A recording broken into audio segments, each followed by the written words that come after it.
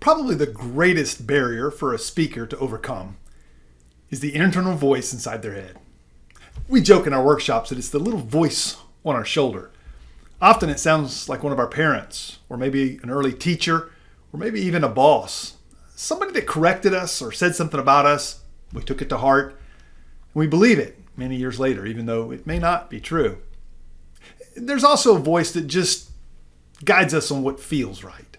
That's a comment we get a lot. Well, it doesn't feel good. I don't like that. Yeah, I agree. A lot of what we ask our clients to do doesn't feel good, but it's effective and it works for the audience. Probably the greatest example of this is in a pause.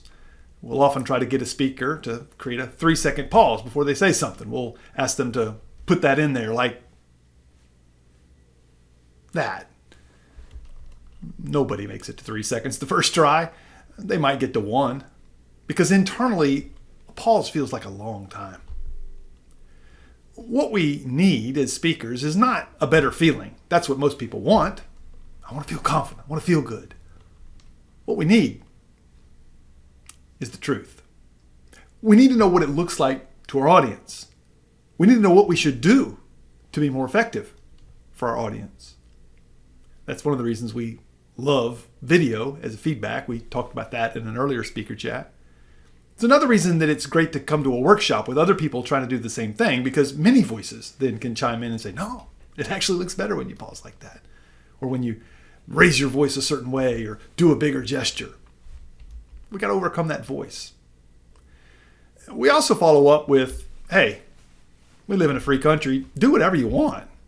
You don't have to listen to me. But what you can't choose are the outcomes. Especially for people who don't know you well, your audience draws their impression from what they see in your behavior. If they see you smile, they think you're probably pretty happy. But a lot of speakers don't smile. If they see you closed off, they might think you don't want questions. We see that from almost every executive we coach. Your behavior matters to drive the impression on the audience.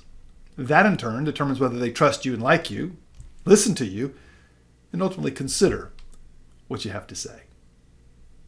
Do whatever you want, but you can't pick the outcomes.